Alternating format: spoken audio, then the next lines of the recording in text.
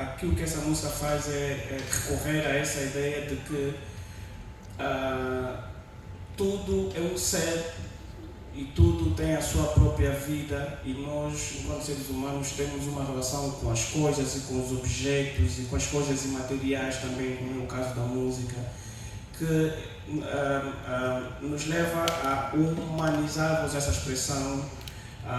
Esses entes, esses seres que podem ser vivos ou não, mas com quem nós, enquanto seres, estabelecemos uma relação. E a música é simplesmente uma das coisas imateriais mais importantes da humanidade. Todas as culturas produziram algum tipo de música, e a música está presente em momentos muito distintos da vida humana, cerimônias, para festas, para enterro, para a entronização de um rei. Okay? Nós temos a música presente em tudo. Como artista, eu sou uma pessoa completamente apaixonada por música, e essa música, música pessoa que nasce, na verdade, é isso, é tornar a música como um ente vivo com quem eu estabeleço uma relação e com quem eu comunico de uma forma que é muito minha, muito pessoal. Talvez não faça sentido para todo mundo, mas para mim faz. E por isso nós dizemos no refrão, música que também anda como se fosse uma coisa, o complemento da outra. Na verdade, essa dicotomia, essa dualidade, esse binarismo é uma coisa que se encontra ao longo do álbum todo. Elas começam no título e depois vai um bocado ao longo do álbum. Mas achei muito interessante a sua colocação, e na verdade vai de encontro àquilo que era o objetivo em termos criativos da forma como compus. Pois, eu queria só acrescentar algo aqui. Eu disse há bocado que eu acredito muito em sincronicidade. E o Keita, quando diz, por exemplo, no princípio era a música e a música se fez ouvir, por ela eu soube que viria a existir, os povos falaram através dela. O Pitchfork e o Cameron lançaram um álbum coisa de 2 meses. E há uma música nesse álbum, Auditorium Volume 1. O título da música é This Man. E o Cameron diz: The breath of the fallen, they breathe through my call.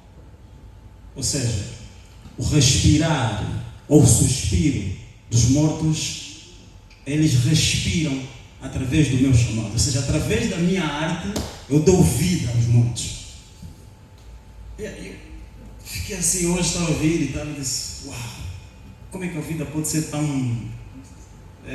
Como é que você às vezes dá conta das coisas? Uma das coisas que eu acho muito interessante, que me interessa muito, é interseccionalidade, né? Tu podes pegar literatura, música e encontrar pontos de convergência. Geralmente, aliás, os filmes em inglês se chamam motion picture. A palavra motion significa movimento. A fotografia é movimento. Então, os fotógrafos influenciam os realizadores de filme. Os poetas influenciam inegociavelmente os artistas, principalmente pessoas que usam a palavra falada para poder exprimir. E um MC, para mim, e nós aqui em Angola temos muito bons MCs, tem que estar ligado ou conectado infalivelmente à arte da poesia. E isso que o Keita fez aqui, nessas 2 palavras. Para começar, quando tu falas o princípio, já estás a falar do Gênesis, o princípio da vida, e a palavra é que manifesta a vida. Então, achei muito estranho, muito interessante, aliás. E no coro dessa música, repete-se, música, Keita Maia, na voz do, acho que o Leonardo, né? E aqui um aspecto que tem a ver com a música africana, que é o tal de call and response. Qualquer pessoa que já esteve aqui num pedido de casamento ou um arrendamento, tem aquela coisa de você falar, anunciar algo e as pessoas responderem. Na música acontece isso, principalmente música que tem matriz africana, blues, jazz, principalmente hip hop tem esse pugilado vocal. Então, obrigado, Keita. A nossa dinâmica vai levar-nos a não termos um único momento de participação da plateia. À medida que nós estamos a conversar, vamos disponibilizar uma questão para a plateia. Então, chegou o momento da primeira questão. É só levantar o braço, quando pegar o microfone, apresentar-se, fazer a questão mais sintetizada possível. Então,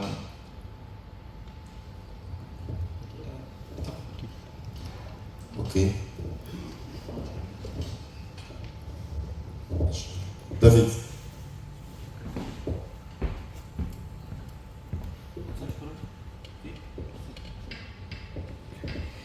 Bom dia a todos. Eu sou o Amaro Julião. Eu ouço Keita Mayanda, creio que desde 2008, 2009, por aí. E este álbum, bem, eu antes de estar cá, de vir cá para Luanda, nós vivíamos no Kwanza Sul. E quando eu estava no Kwanza Sul, eu sinceramente não ouvia rap nacional. E rap nacional, ouvia bem SSP, né? Mas como muitos consideram que SSP não é puramente rap, mas eu discordo um pouco disso. Mas quando nós chegamos cá para Luanda, eu entrei em contato com o rap nacional. Mas quando eu entrei em contato com a música do Keita Mayanda e outros artistas da sua índole, eu comecei, poderia assim dizer, a conhecer-me mais como pessoa. Comecei a ter aquela coisa de fazer aquele exercício também da introspeção. A música do Keita Mayanda levou-me a isso. Agora, eu gostaria de saber por parte do Keita Mayanda se aquele efeito, o efeito que o Keita Mayanda talvez tente causar na vida de alguém através da sua música, se o mesmo sente também algum efeito por parte dos seus, se assim podemos considerar, dos seus ídolos, se é que tem algum ídolo, né? Das suas referências musicais, se sente também esse impacto, porque eu sinto, a partir da sua música, a partir da música de outros artistas, da sua índole principalmente, eu sinto esse impacto e que me leva muito, poderia assim dizer, quase que todas as manhãs, há muita introspeção sobre mim, sobre um autoconhecimento profundo. Leva-me a isto. Agora eu gostaria de saber se também, da sua parte, tenta causar esse efeito, porque também sente desde há muito tempo, ou simplesmente só tira para fora aquilo que está dentro de si. Muito boa pergunta. Aqui, na verdade, foram duas perguntas, acho, pelo menos três. Eu vou tentar responder da forma como eu entendi. A primeira que eu vou responder é a seguinte: quando eu componho, quando eu escrevo, quando faço uma música, eu não tenho um objetivo relativamente ao público, relativamente à audiência. Não é essa a minha motivação para fazer música. É basicamente, eu quero comunicar, eu quero exprimir. Eu não penso no tipo de audiência ou no tipo de expectativa que a audiência virá a ter. Eu também não penso muito se a música vai impactar ou não, porque é isso que retira, na verdade,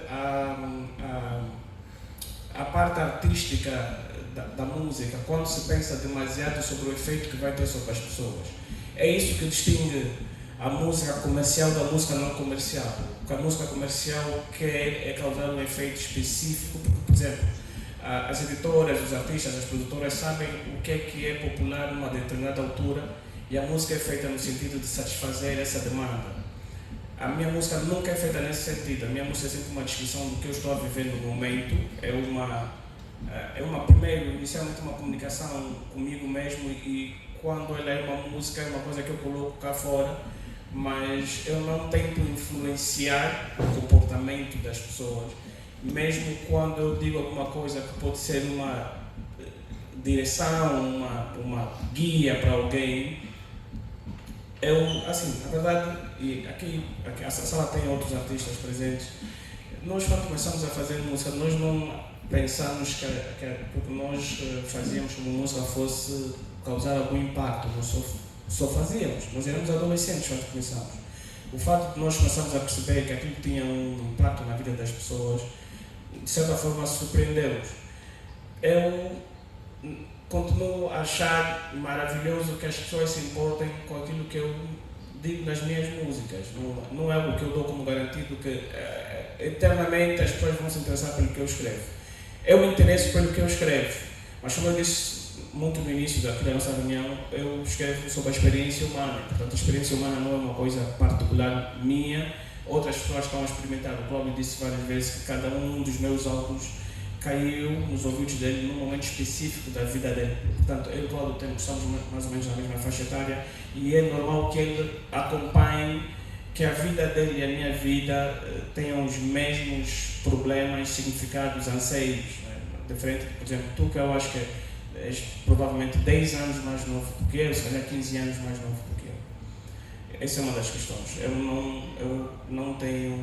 E eu e o Leonardo estivemos recentemente envolvidos numa grande discussão num estúdio com várias pessoas sobre o papel e a responsabilidade do artista. Okay? Então, essa minha resposta vai um bocado nesse sentido. A outra questão. Eu não tenho, vou dizer assim, eu não gosto da palavra ídolo, não por uma questão religiosa, é simplesmente porque eu acho que ídolo remete muito à questão de seguir e às vezes cegamente alguém.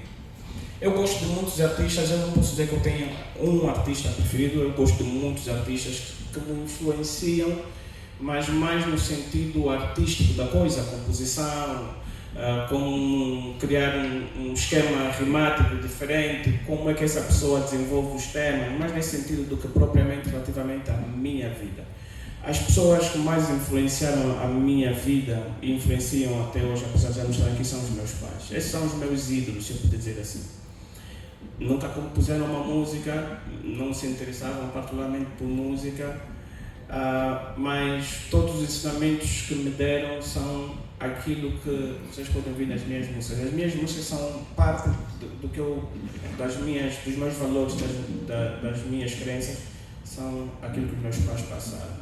O que eu recebo de outros artistas que eu gosto muito, alguns dos artistas que eu gosto muito fazem um tipo de música em termos de composição muito diferente do meu.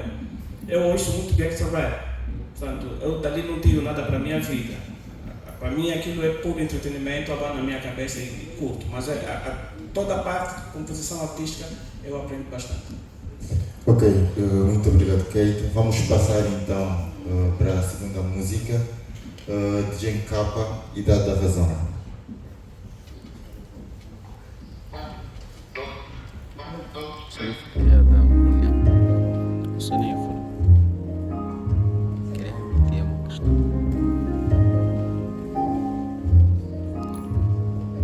O tempo aumenta a nossa capacidade de engolir sapos à medida que avança a idade, a revolta, sorrir por breves momentos. Aceitamos ver a vida com demasiados tons de cinzento aos 16 anos. Éramos inconformados, dispostos a ser avós dos que estão calados aos 27.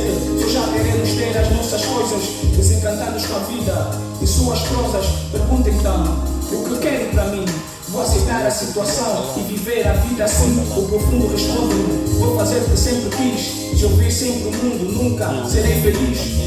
Vou afirmar o que penso, tornar pequeno este mundo imenso, trazer às pessoas o brilho do sol depois de um dia chuvoso. Quero propor a esperança de um futuro radioso. Continuo a sangrar nas letras a noção de um mundo perfeito, com leite e pão, com mulheres interessantes e homens honestos, com justiça social e dirigentes lestos, mas a realidade chama-me de volta a bofetadas. Este é o mundo das verdades enganadas, a verdade me diz. Só posso dar ao mundo a mudança que em mim já fiz. A presunção afasta-me da lucidez que preciso para fazer poesia sobre as ruínas do piso. O tempo veio falar comigo, disse-me coisas estranhas. Disse-me para estar atento quando caírem as folhas castanhas. Que a aurora da minha vida não vem cedo para evitar a violência da tempestade sem medo. Depois dela vem sempre a bonança, que é como um abraço paterno, um novo sorriso de uma criança. O tempo veio falar comigo, disse-me coisas estranhas. Disse para estar atento quando caírem as folhas castanhas. Ok, o tempo veio falar connosco. Brown. Merece uma salva de palmas.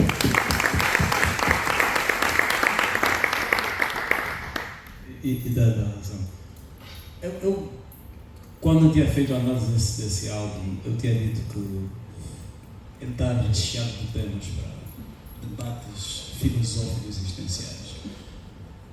E a ideia da razão é mais uma dessas coisas, né? E é engraçado a resposta que o Keita deu há bocado, uma pergunta muito interessante, quando ele falou de diferenças de faixas etárias, como é que você, como sexualidade, tu vê essas coisas completamente diferentes.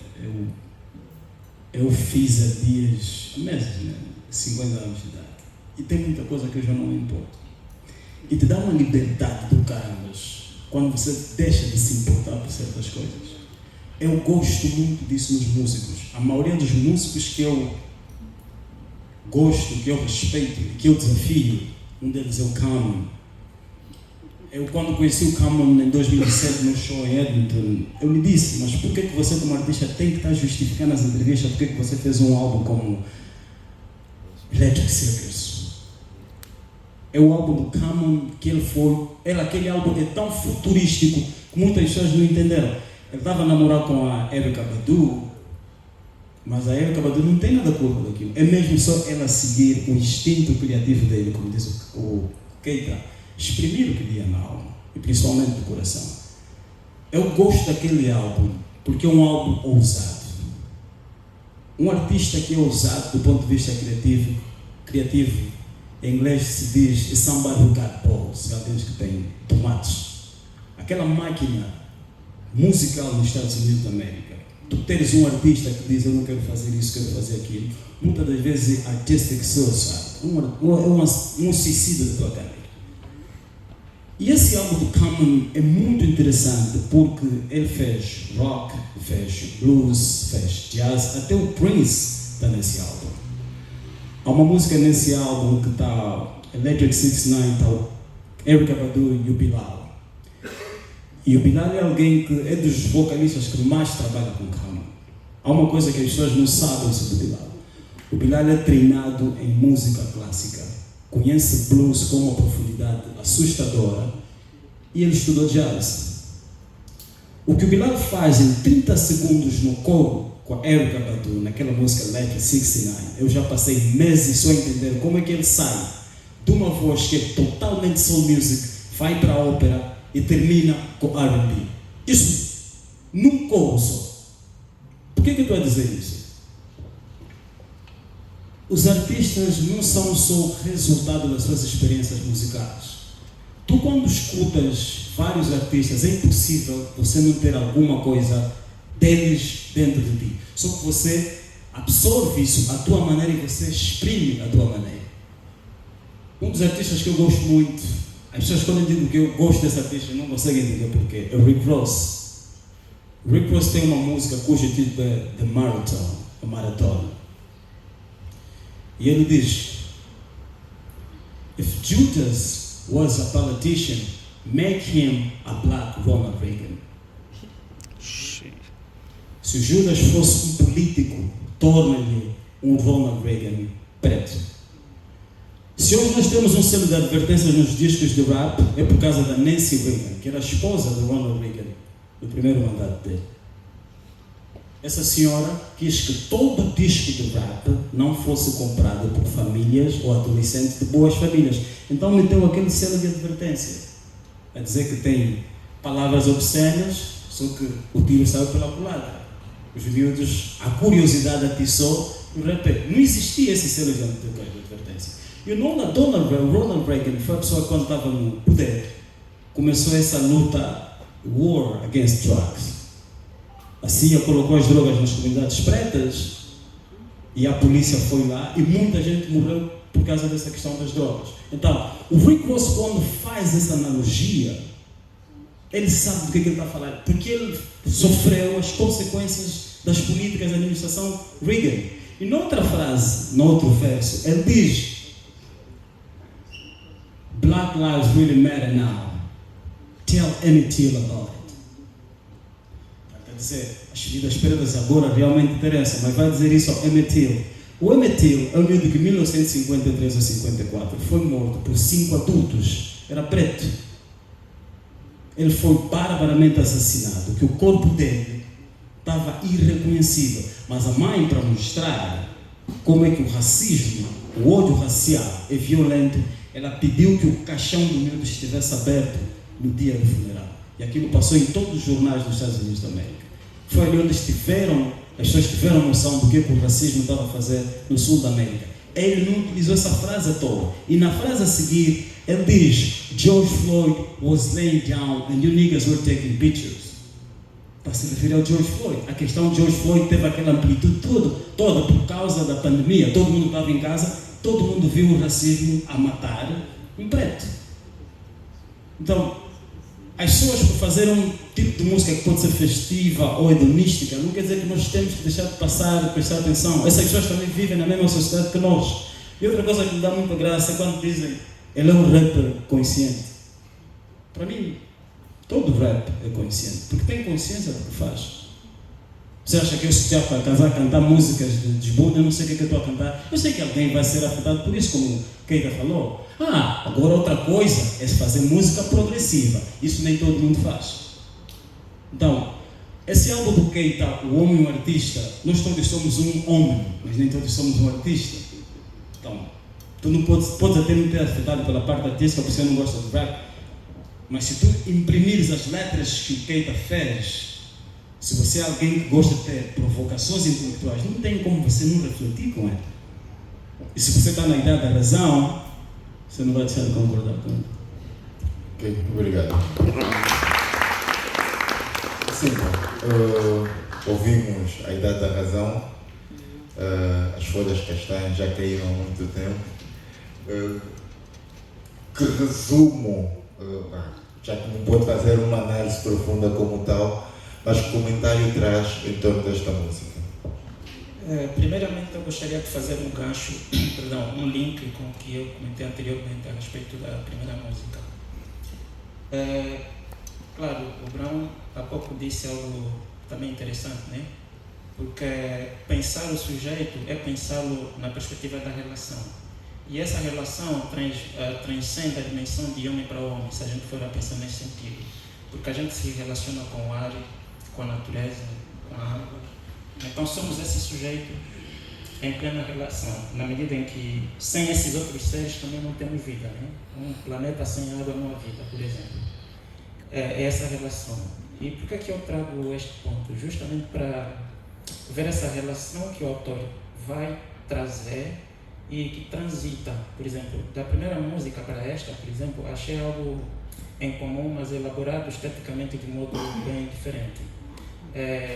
Basta a gente dar conta, por exemplo, na primeira letra, né, que logo no início vai dizer que há essa relação entre o artista e a música, né, e a música vai surgir nesse contexto de relação.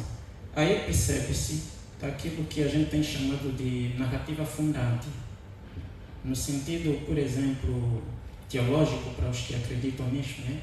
Pensar, por exemplo, o mundo a partir do verbo, né? Que no princípio era o verbo, não é? E do verbo vamos ter a palavra e, consequentemente, outras coisas, né? Que têm vindo a ser comentadas, escritas, etc, etc. O que significa que estamos face a uma narrativa fundante. Mas isto também pode levar-nos a refletir a questão dos arquétipos. E só podemos falar dos arquétipos, no meu entender, pensando nessa relação, porque nós somos sujeitos sociais historicamente constituídos. Então nós nos afetamos, nós nos retroalimentamos.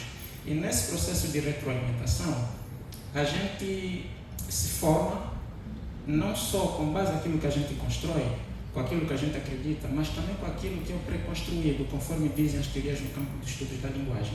Então, os textos do Mayanda, nesse sentido, trazem muito esse elemento. E, como disse, na segunda música, isso também fica muito mais evidente. Eu vou ler muito rapidamente, só para não me perder. Vai dizer o seguinte: o tempo aumenta a nossa capacidade de engolir sapos à medida que avança a idade. Aí depois ele discorre para dizer que, no meu entender, que há certo momento em que se atinge o auge, que é essa idade da razão, que eu leio como lucidez. E nessa lucidez, compreende-se que há muita responsabilidade para uma pessoa que se considera lúcida, e tem um ponto que vai surgir aqui no meu entender, que eu chamo de relações de poder, porque justamente a partir do momento em que a gente se posiciona face, por exemplo, aos poderes hegemônicos, então a gente entra num processo, digamos que de desconstrução. Desconstrução porque a gente procura não se encaixar nos modelos pré-construídos. E isto afeta os poderes instituídos universalmente. E muito mais interessante quando no refrão vai dizer o seguinte: o tempo vai falar comigo e disse-me coisas estranhas. Disse-me para estar atento quando caem as folhas castanhas. E aí eu volto para o comentário que eu fiz inicialmente, de como o texto é elaborado e que em vários momentos, eu não sei se amanhã dá conta disso, eu digo sei porque eu não sei, né? De como a natureza é posta a dialogar, porque desta vez já não está a conversar com a música, né? Conforme colocou naquela questão da primeira música. Desta vez ele faz uma paráfrase, e essa paráfrase é operacionalizada com o sujeito. Esse sujeito não é pensado de forma, ou seja, dentro do paradigma antropocêntrico, que é a questão do tempo. O tempo surge como um sujeito. Só que ele não vai dizer, ou seja, o tempo não aparece assumindo um discurso de forma textual. Pelo contrário, há inversão desse quadro interpretativo, justamente porque vai operacionalizar a paráfrase, ou seja, ele fala no lugar do tempo. Quando eu deixo, por exemplo, assim: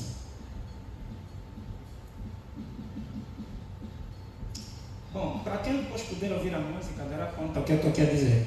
Diz assim: o tempo veio falar comigo e disse coisas estranhas. Ou seja, não é o tempo que está a falar textualmente. É ele. Então, o tempo entra com uma voz. Só que ele entra com uma voz no texto sendo reinterpretado, e aí vai funcionar a paráfrase. Então, para dizer o quê? Ao longo da tradição poética, de todos os espaços culturais, sejam eles africanos ou não africanos, as elaborações estéticas e simbólicas no plano das artes sempre trouxeram, digamos, esse aspecto criativo, né? E penso que a questão da arte é fundamental para se pensar mesmo essa questão da criação. Por exemplo, se for para confrontar com o que o artista diz naquela primeira música, né, que é a música Por Sol Nascer, percebe-se justamente essa narrativa fundante, ou seja, é o começo da palavra que se funda na relação entre o artista e a própria música, né? E aqui, por exemplo, vai se convocar outro sujeito que vai ser o tempo. Então aqui vai prevalecer, ou vai predominar, melhor dito, esse princípio da covitalidade. Sobre esse reconhecimento, e aí também espero que o artista comente, não sei se é assim como encara, como é que esses sujeitos, eu diria não humanos, mas entre aspas, justamente para dizer que a questão de ser humano ou não humano também é uma construção social e uma construção política. Não é? E essa questão da dualidade, inclusive, é muito perigosa. Não é? Perigosa a partir do momento em que a gente não dá conta da relação. Porque se a gente dá conta da relação e como nos retroalimentamos uns com os outros, aí a gente percebe que não operacionalizamos a dualidade. Ou então a dualidade surge como um conceito pensado como uma existência que vai, por exemplo, separar uma realidade com a outra, quando na verdade vai existir aquilo que se chama acoplamento, ou seja, há uma relação de feedback entre eu e os outros seres. Então fica essa dica, né? E sobretudo no plano da memória. E por que eu falo do plano da memória? Porque nenhum sujeito, em qualquer espaço, não é, toma o discurso como autônomo, na medida em que os discursos, inclusive, são pré-elaborados. Porque se a gente for a ver essa questão da narrativa fundante que o artista traz na primeira música, a gente pode fazer uma relação com aquilo que é o discurso bíblico sobre a origem da palavra. Então isso quer dizer o quê? Todo sujeito é social historicamente constituído, então nós fazemos na relação. E depois ainda há uma outra coisa que eu considero muito interessante, que é a questão daquilo que a gente vem chamando por transtextualidade, que é a forma, por exemplo, como os textos vão ser configurados. Não importa o formato do texto. seja um texto enunciado a partir de um batuque, seja um texto enunciado a partir de uma máscara, por exemplo, seja um texto enunciado a partir, por exemplo, de uma dança, conforme, por exemplo, as várias culturas africanas vão evidenciar. Então fica aqui essa ideia, né, que eu estou aqui a insistir muito à luz daquilo que o próprio texto traz. Mas daí, como disse o artista, não sei como é que encara essa questão. Né? Já vamos chegar e perceber aquilo que é a visão do artista. Lembrando só que, diferente das duas primeiras músicas analisadas, que foram produzidas pelo Leonardo Wawood, esta teve a produção do condutor. A Idade da Razão teve a produção do condutor. E agora sim, comentários do Keiko. Pronto, os presentes devem se lembrar que eu disse no início da nossa conversa que eu considerava o meu último álbum, 7 Momentos de Lucidez, na verdade, a outra ponta dessa linha reta que começou com o Homem e o Artista. E essa música, na verdade, é não só a porta de saída, mas a principal conexão entre um álbum e o outro. Essa música fala sobre desespero, revolta, desesperança, fala sobre atingir um certo momento na vida em que se percebe que as coisas de antes já não satisfazem e que nós precisamos nos posicionar de uma forma nova. E tudo isso tem a ver com o viver e o aprender enquanto se vive. Daí a questão do tempo. O tempo que aqui aparece como um sujeito é, na verdade, só o passar dos dias, dos anos e o impacto que esse viver deixa no indivíduo, que o indivíduo aprende. Na música Existência eu falo sobre indivíduos que não aprendem, indivíduos que se esquecem que passaram fome depois que receberam dinheiro e vão viver a grande francesa. Na Idade da Razão, não está a falar, na verdade, do inverso, do indivíduo que vive, reflete e aprende. Ele olha para o passado, e o passado aqui, o tempo vem como toda a experiência passada, mas o tempo não vem apenas falar do que já passou. O tempo, que é a parte que não leva a palavra a seguir, o tempo vem falar do que vem, né? Para estar atento às folhas castanhas, que a aurora da minha vida não vem cedo para enfrentar a violência da tempestade sem medo. E isso é exatamente o que eu canto no 7 Momentos de Lucidez, que é o meu último álbum. Esse álbum é um álbum de desesperança e o 7 Momentos de Lucidez é um álbum de esperança, porque enquanto que aqui eu estou a falar de dúvidas, no 7 Momentos de Lucidez eu estou a falar de certezas. Eu não estou mais a enfrentar a tempestade, na verdade eu estou a falar da bonança, estou a falar da tranquilidade, estou a falar de um período da minha vida em que todas aquelas incertezas e dúvidas e coisas que eu ainda desejava atingir já foram atingidas, e o que eu agora na verdade estou a fazer é cimentar esses 7 anos de vacas gordas e a garantir que, como José, quando vierem os 7 anos de vacas magras, nós temos um celeiro cheio para alimentar as pessoas. Ok, uma força de palmas. A música a seguir é uma música que eu gosto muito.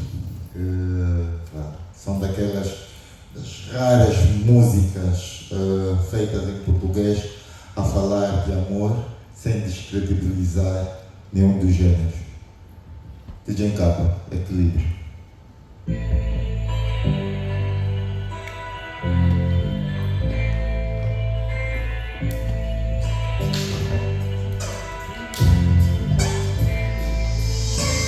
A mágica da vida está no amor, e é tudo aquilo que dele se pode dispor. Amor todos o trazem na boca, poucos no coração. É ingrediente primário na construção de uma relação. Construir uma relação significa, antes de mais, ter noção de partilha das diferenças espirituais. Partilhar é sermos um bocado com o nosso parceiro, um exercício que deve ser praticado a tempo inteiro. Afirma minha pequenez diante do infinitivo do verbo amar. Abro a gaiola dos sentimentos e deixo-os viajar para dentro das profundezas da natureza humana, buscando entender as razões de quem ama. O equilíbrio é a palavra-chave para quem se comunica nesta linguagem sempre transformada e rica.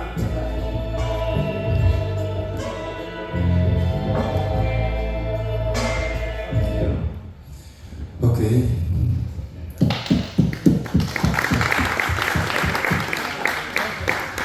Pronex, comentários. Eu tinha escrito na crítica que eu fiz que essa música eu Keita utilizava o amor como catalisador da dinâmica social da existência do homem. O Martin Luther King tinha dito que ele prefere entre a violência e o amor, ele prefere o amor, porque a violência ou o ódio, nesse caso, é um fardo muito pesado para se carregar. E quase o amor é o que conecta, é que nos mantém ainda sãos de alguma maneira. E nós no hip hop temos sempre aquela coisa, né? This is for the love, do it for the love. Quando tu entendes realmente o que essa palavra amor quer dizer, principalmente para nós, amor é isso. O amor é uma prática, é um ato, não é uma palavra. E quando tu entendes isso, só dá-me sequência à idade da razão, e por isso que eu falei da minha idade. Há muitas coisas agora que para mim faz todo sentido, porque eu estou a fazer prática, a concluir o meu 360 graus. Isso me faz lembrar aquela música do MC K, Cadáver Andante. Quando ele diz que em condições normais, nós somos praticamente cadáveres andantes. Eu cresci numa comunidade, 90% dos meus amigos já não estão aqui comigo, tá? Eu sou uma anomalia. Não, sério, eu falando em termos de estatística nesse país, eu sou uma anomalia. Nós somos uma anomalia. Mas o amor é que te mantém nisso. O amor pela arte, amor por essa terra. E o Keita e o Capa são das duas pessoas que fazem muita promoção das pessoas se manterem aqui nesse país, é algo que eu respeito muito. E esse álbum, eu fiquei praticamente 2 décadas fora do país. A primeira vez que eu recebi o rap angolano, o Milton e os outros meus irmãos criaram um pacotezinho, né? Enviaram um bando de MP3 e estava o Homem o Artista, estava o Conjunto Monguenha, estava o Cleva, estava o Valete, estava o MC Cap, discos originais. Esses são os discos originais que eles mandaram. E eu levei 3 anos, eu inundei muitos angolanos com o rap angolano. Mas eu, por causa dessa minha veia jornalística, eu sempre mandava um álbum, mandava assim com uma sinopse. Então muita gente só ficou a saber do Keita e do Capa através de mim, mas da melhor maneira. Porque eu pegava no álbum do Capa e dizia: você se gosta desse grupo americano, você deve escutar isso. Criar aquela simbiose. E descobrir as músicas angolanas no exterior tem um outro impacto, porque é uma maneira de você se manter conectado ao teu cordão umbilical que foi enterrado aqui. É por isso que o Homo Artista eu não escuto da mesma maneira que um outro angolano. Porque quando tivesse a escutar o Keita, eu estava a reviver os problemas da terra, mas também entender as frustrações da juventude angolana naquele momento. Como você pode fazer essas transições do tempo? O tempo é uma coisa muito engraçada porque é muito subjetiva. Se tu estás à espera de uma medida, 10 minutos são 10 horas. Mas se a polícia às 10 horas vai aparecer à tua casa para te prender, 10 minutos são 30 segundos. Uma coisa boa subjetiva, tem um tempo real e tempo subjetivo.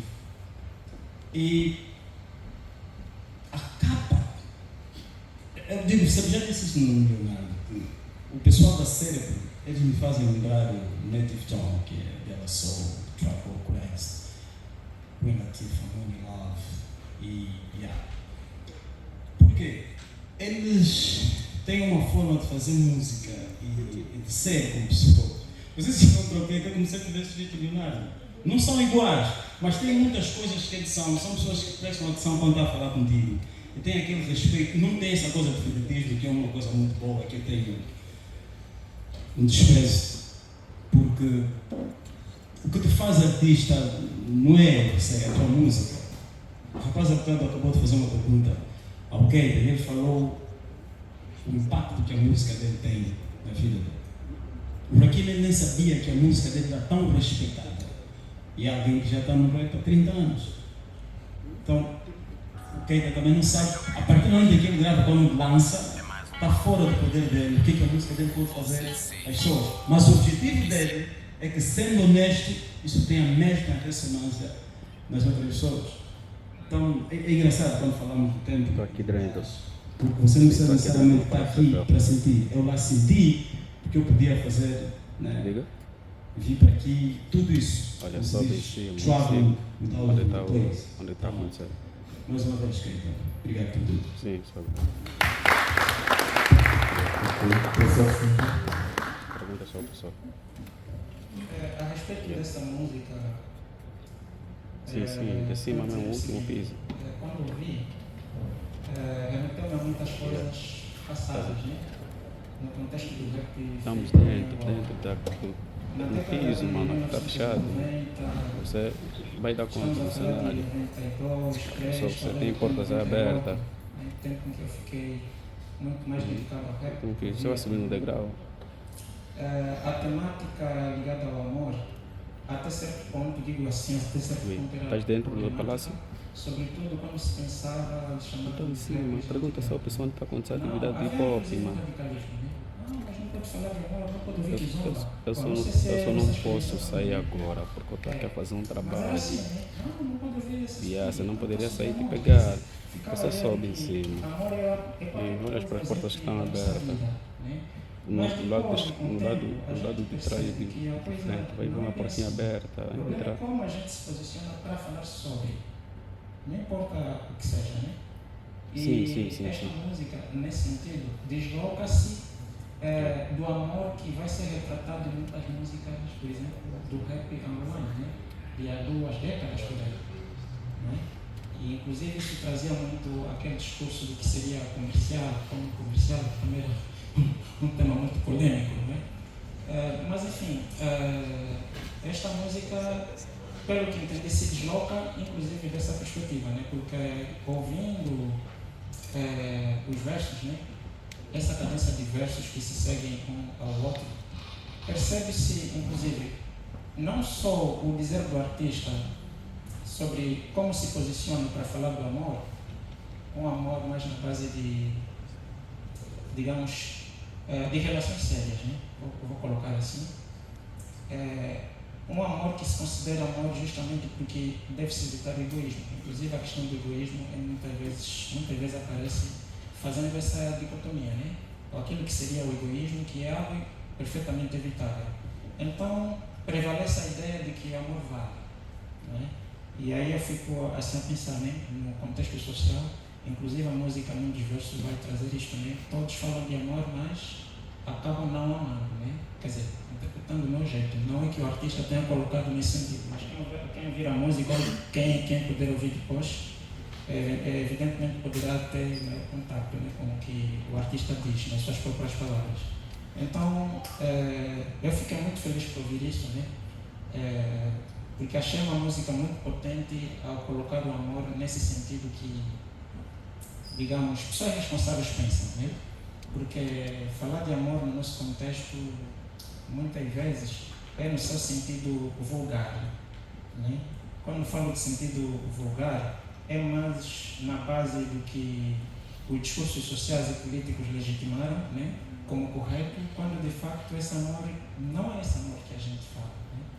Então, o sentido como essa letra traz essa questão, eu acho ótima, né, do meu ponto de vista, e que recomendo, né, que é uma música que vale a pena não só ouvir, né, mas também a gente lidar com ela, né, como algo que contém uma memória, como também algo que nos ensina alguma coisa. Então, esse é um comentário que eu tenho a respeito dessa música. Ok, obrigado, professor. Eu quero acrescentar rapidamente. E o próprio Keita, ele diz, por exemplo, que o amor não aprisiona, o amor não violenta, o amor é inteligente. E muitas das vezes nós vemos aqui pessoas a fazer algo negativo com outra pessoa e diz que não, fiz aquilo por amor. Não é. Ele responde muito bem essa questão. Ok. Keita, algum comentário a respeito do... Eu acho que o Pronex e o professor de Silva falaram muito bem. Eu vou apenas, relativamente a essa música, contar uma curiosidade. Eu já recebi 3 convites para cantar em casamentos, para cantar essa música especificamente. Eu nunca aceitei, mas já recebi.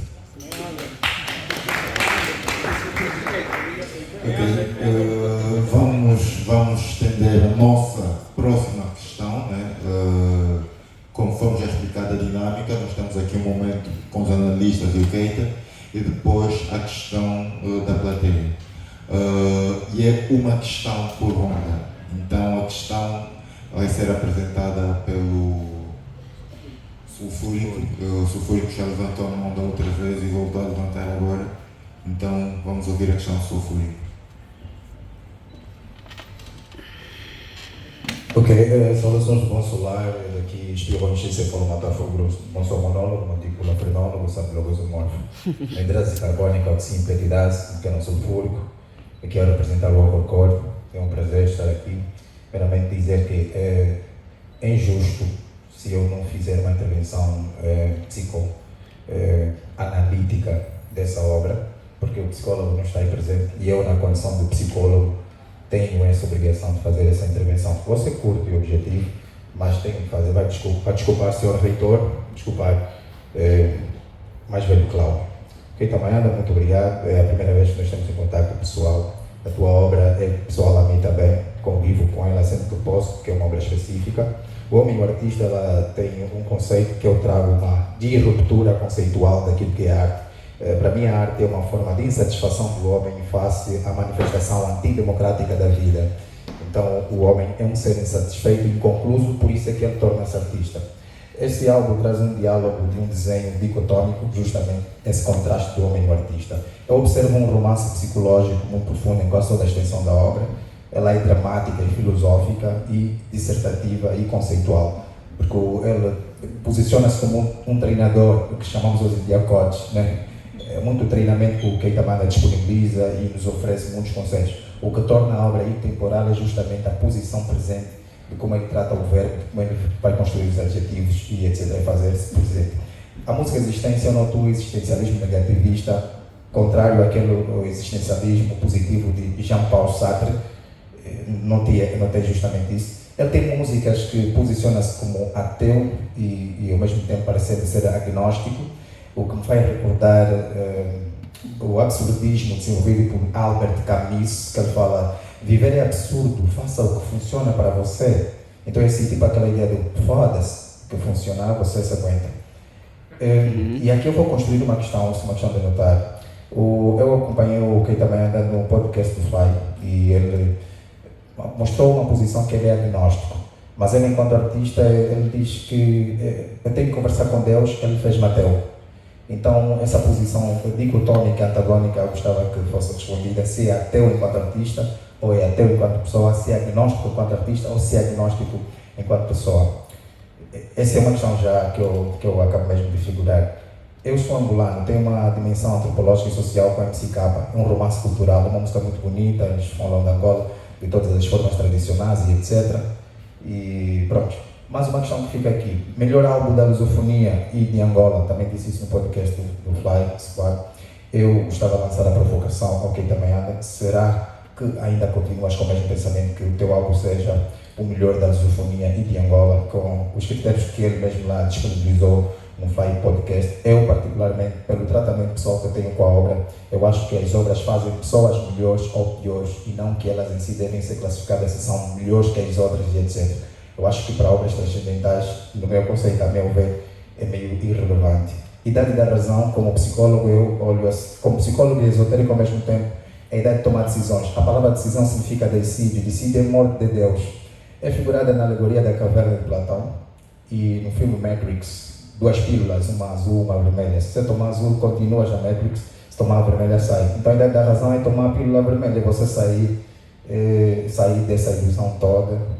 E eu mesmo com o Admirável Mundo Novo, o romance de Adolf Huxley, para quem já viu Admirável Mundo Novo e etc. Só para terminar, então, gostava de dizer que as folhas castanhas, etc., né? Traduzir aqui, isso é o outono da vida, né? A parte da decadência da vida, etc. Por isso é que eu falei que a obra do Keita Mayanda é um romance psicológico, é dramático demais, é um indivíduo em desfalecimento e a tentar se segurar face a uma sociedade mais ou menos robótica. Então termino com a palavra termodinâmica para explicar e justificar o envelhecimento da vida. Então, e outra questão, a terceira: será que o Keita Mayanda é comunista, é pró-socialista, porque a sua obra faz críticas ao capitalismo de um lado e figura-se como comunista, como aquela música do Conselho, quando são voltados do trabalho, ajuda o primeiro indigente que encontrares na rua, por exemplo, a música Mente Aberta, O Mundo é Mais Bush e Saná, coloca uma posição muito feia, um desenho horrível do capitalismo. Então eu queria saber se o Keita Banda é pró-socialista, se é de facto comunista. Muito obrigado, que eu sou o Ok, obrigado. Acho muito interessante que tenha citado filósofos franceses das décadas de 60, Albert Camus, Jean-Paul Sartre. Para as pessoas da minha geração, nos anos 90, nós líamos bastante todos esses movimentos revolucionários e que trouxeram disrupção. E eu vou começar por responder a sua última pergunta. Não, eu não sou comunista, mas eu cresci num regime socialista, na Angola dos anos 80, início dos anos 90. Portanto, eu, em termos de literatura, fui, como a maior parte das pessoas da minha geração, bastante influenciado pelo pensamento marxista, pelo pensamento leninista, maoísta, pelo pensamento do socialismo africano, Jambo. Portanto, nós lemos isso tudo e, portanto, a minha idiosincrasia ainda visita bastante esse pensamento. Eu posso dizer assim, eu já fui mais anticapitalista do que sou hoje, mas o capitalismo não é um modelo perfeito. Okay? O capitalismo é um modelo extremamente injusto, basta olhar como o mundo está hoje. Porque eu, quando falo de Bush e Saddam, o que hoje se sabe é que uma das maiores injustiças e mentiras que foi contada na história moderna do mundo foi a mentira contada que levou à invasão do Iraque. Portanto, a invasão do Iraque não é nada mais do que uma sede capitalista de domínio de áreas de petróleo e construção. Nunca foi sobre democracia ou proteger o povo iraquiano de um ditador. E hoje isso está claro, né? E esses indivíduos que destruíram um país e que continuam a destruir continentes inteiros são os indivíduos que mais... Aliás, eles o fazem pelo capitalismo, pelo lucro. As vidas valem menos que o dinheiro. Portanto, eu nunca vou me posicionar como capitalista nesse sentido. Agora, como modelo econômico, eu concordo com a liberdade de tu trocares, comprares e tudo mais. Eu concordo com esse modelo, muito mais do que o modelo de orientação do Estado da economia. Também ficou provado que não funciona, não melhora, não produz tanta riqueza quanto o capitalismo, mas eu nunca me vou considerar capitalista ou pró-capitalismo. Enquanto alguém que cresceu do lado do MPLA da guerra, que nasceu em Luanda e cresceu em Luanda, o modelo socialista é uma coisa que nos foi apresentada de uma forma romântica. Hoje nós também entendemos que não é perfeito, mas quando eu falo na música Caminho do Meio, não é a pensar no modelo socialista, mas é a pensar no modelo africano da solidariedade. Umbuto, por exemplo. Hoje essa palavra tornou-se tão mainstream, mas na verdade a questão da solidariedade é uma das principais características da cultura, vou dizer, africana, né, como um todo. É um exagero falar em cultura africana, mas pronto, vou usar essa expressão. Depois, a questão do álbum, se eu considero, sim, eu considero, tal como tu, eu considero irrelevante essas classificações. E como disseste, assististe o podcast, podes ter, se te lembras, eu hesitei em responder isso. E aqui, na verdade, a pergunta foi uma provocação, e a pergunta é importante do ponto de vista do entretenimento, para o Fly. Mas não é para mim, porque eu sabia que fosse o que fosse que eu respondesse, eu ia sofrer as críticas. E eu qualquer indivíduo que me conhece muito bem, meus amigos estão ali, eu não me importo com títulos, eu não quero nem sequer saber. Mas se eu tenho a minha opinião sobre o assunto, eu disse a minha opinião. Eu sabia que a minha opinião não ia agradar a maior parte das pessoas. Todo mundo quer ser o maior, o melhor, o primeiro, em qualquer coisa. No rap, honestamente, não me interessa muito classificações, porque no final do dia, a parte do negócio não funciona para nós. Por exemplo, se tu tens o melhor álbum, vamos dizer assim, vou usar como exemplo o Nas mais uma vez. O Ilmatic é considerado o melhor álbum de todos os tempos, por muitas pessoas, muitas publicações. O álbum completou o que agora? 30 anos, recentemente. E o Nas fez uma série de concertos por causa disso. Quando o meu artista completar 20 anos, daqui a 2 anos, não vai acontecer nada. Então, ser considerado por mim unicamente ou por todo mundo o melhor álbum de rap em português, solo em português, não vai se traduzir em nada. Nem provavelmente um concerto vai acontecer.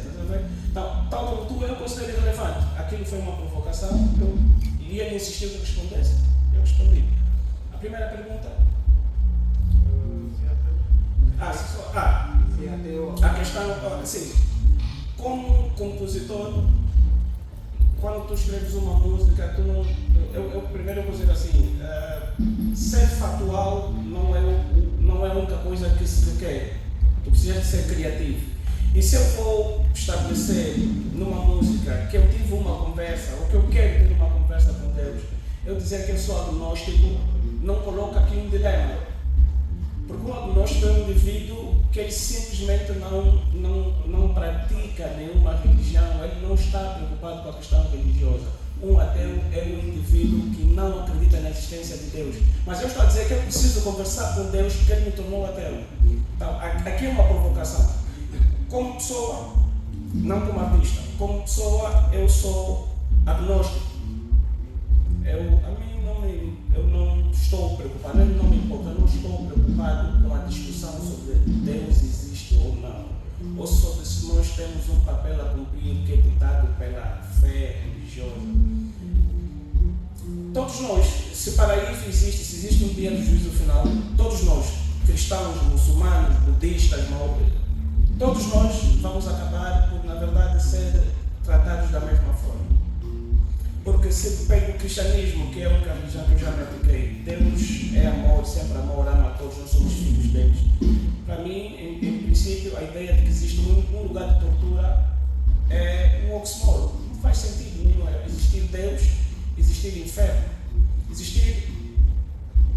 Nem os seres humanos são tão maus que têm um lugar onde tu vais sofrer pelo resto da tua existência.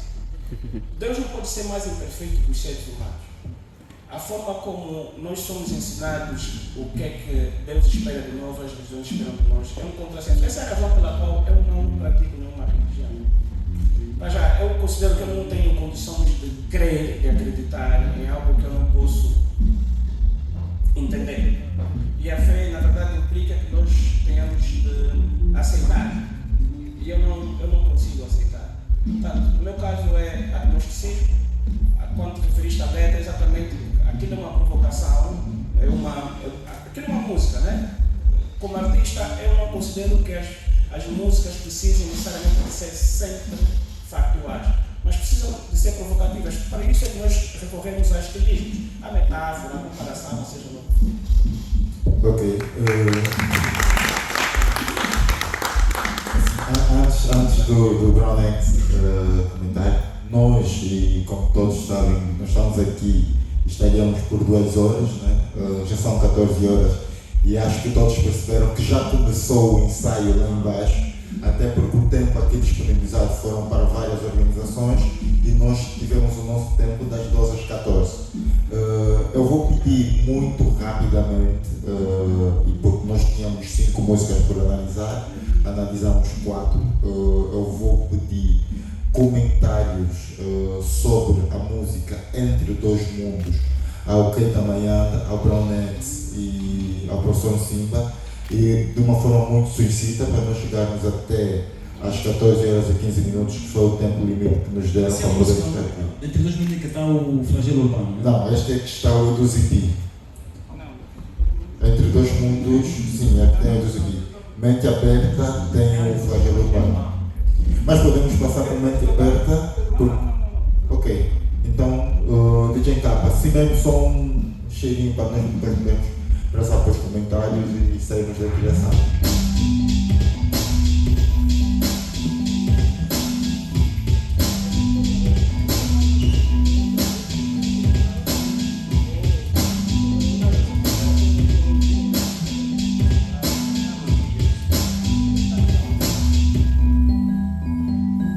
Entre a espada e a parede, a rendição e a luta, a opção que se toma é quase sempre absoluta.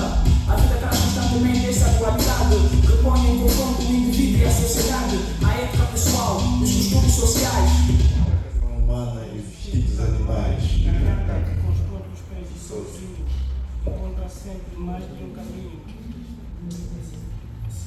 Ok, vamos para os comentários. Brownex. Ok, podemos começar com Keita então.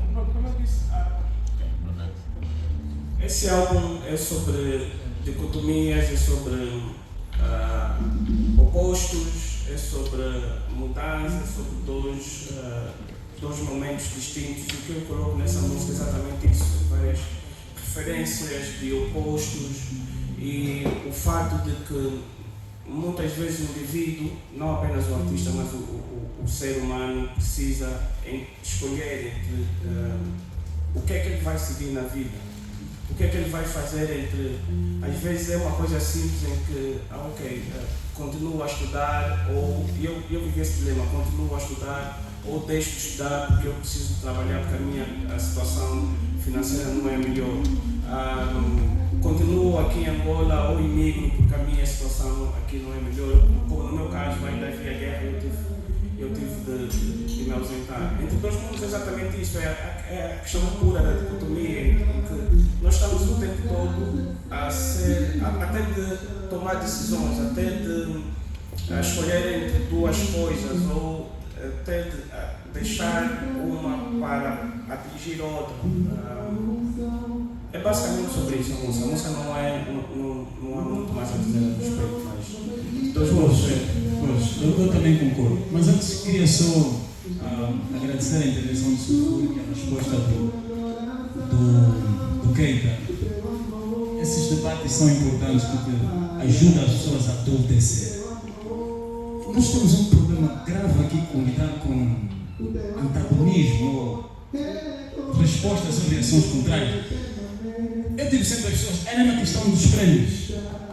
Você recebe o prêmio Topo dos Mais Queridos, melhor artista do ano. E há quem fica ofendido. O Cameron tinha sido indicado para 5 prêmios de Grammy e ele não tinha ganho nenhum. Ele estava frustrado. Ele vai backstage e ele canta nessa música, ele fala. E o Steve Wonder diz, você está irritado por quê? Eu não ganhei, não sei o quê. Ele diz, é só um prêmio. É só um prêmio. E há um músico de jazz que diz, eu estou pouco me lixando pelos Grammys, porque eu não conheço um prêmio que já compôs uma música. Se vocês tiverem um prêmio que compôs uma música, me digam qual é esse prêmio que eu vou querer ganhar. É só para dizer que é saudável. Os argumentos que ele apresentou, a maneira porque ele respondeu, isso é maturidade intelectual. Isso é que nós temos que cada vez mais ter aqui, porque as pessoas são tão sensíveis à crítica. Calma. Você se quer crescer como pessoa, como artista, você precisa ter pessoas intelectuais, inteligentes à tua volta, porque na confrontação, onde você cresce. Para mim é uma coisa tão natural e tão boa, mas as pessoas fogem a isso. É bom, ele criou o debate, ele está aqui, ele respondeu, e são duas almas gêmeas, eles são artistas, entendem o que estão a falar. E o que ainda elogiou, o fato dele buscar esses filósofos, ele faz trabalho de casa. Eu gosto de pessoas assim. Obrigado mais uma vez. Sobre aí na música, rapidamente, essa questão da dualidade, principalmente quando nós estamos no mundo em que nós estamos. E eu estava a conversar um bocado sobre essa questão. Eu não entendo, por exemplo, um artista que me diz eu gostava de fazer música, mas agora tenho mulher e filhos e tive que abandonar. Eu disse, não, você não precisa abandonar. Se você realmente ama o que faz, arranja tempo. Mas quando você abre mão disso, você está abrindo mão de algo que é muito importante, que o mundo também precisa ouvir. Você não precisa silenciar o teu espírito criativo. Obrigado. Ok, obrigado. Você vai dizer muito rapidamente assim, um comentário em torno da música Entre Dois Mundos.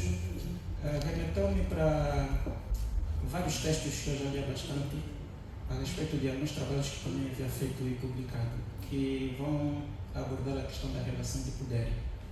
Primeiro, Michel Foucault, no livro Vigiar e Punir. Estou a fazer essa citação justamente para fazer uma relação com aquilo que a música traz, como o sujeito se coloca em relação ao outro. E nessa relação com o outro, acaba havendo as relações de poder. E relações de poder, não só pensá-las, por exemplo, a extensão dos poderes governamentais, que se estendem para a vida, mas pensar as relações de poder nas suas outras extremidades. Ou seja, como é que um pai se relaciona com o filho? Como é que um pai, ou seja, um marido se relaciona com a mulher? Como é que uma mulher se relaciona diante, por exemplo, do seu marido? Ou seja, são esses mundos que eu consigo ler a partir dessa música, assim de forma muito sumária, para dizer que nessa relação de poder que vai se estabelecer entre os sujeitos, ocorrem vários processos. Um deles tem a ver com a atenção. Não estou a falar de atenção, estou a falar de tensão. Né? O que é que a tensão causa? Inclusive o contraditório. Justamente por quê? Porque, como diz um sociólogo, que é o Thomas Lenk, ele vai dizer toda a política que se estende aos corpos, visando otimizá-los, discipliná-los, acaba envolvendo sempre um campo de tensão, um campo de tensionamento. E aí é onde vem os problemas. Ou nos tornamos esses sujeitos disciplinados, porque existem poderes hegemônicos que definem leis, regras, que definem como nós devemos viver, e reagindo fora dessas normas, aí vem outras categorizações. Aqueles que vão ser chamados, por exemplo, os how law, né? No sentido em que eles se escapam à lei estabelecida, aos poderes instituídos. Então, penso que essa letra, inclusive, remete também para essa questão. O que quer dizer que, quando a gente se posiciona face ao contraditório, a gente acaba criando esse campo de tensão. Ou mantemos na ordem estabelecida, ou então nós não nos mantemos. Mas quando a gente não se mantém, aí fala a lei do poder, ou o poder da lei. Por isso é que Foucault vai trazer muito essa questão de vigiar e punir. Ou seja, você está sendo vigiado e pode ser punido. Claro, se você não estiver dentro das normas, dentro, por exemplo, dos mecanismos jurídicos estabelecidos. E isso se estende para todas as esferas da vida. Por isso é que eu disse, pensar a relação de poder não é só pensar essa relação, por exemplo, entre governado, ou governante e governado. Não. É pensar nas suas outras extremidades. Como é que um filho se posiciona, por exemplo, diante do filho? Como é que o filho vai reagir, por exemplo, diante do pai? Porque o pai impõe ordens, por exemplo, não, você não pode fazer isto. Então, as relações de poder se estendem para todas as esferas da vida. Então, essa música eu acho muito interessante, traz muito isso também. Obrigado. Ok, uma forte salva de palmas para Keita Mayanda, Bromance, de Simba José.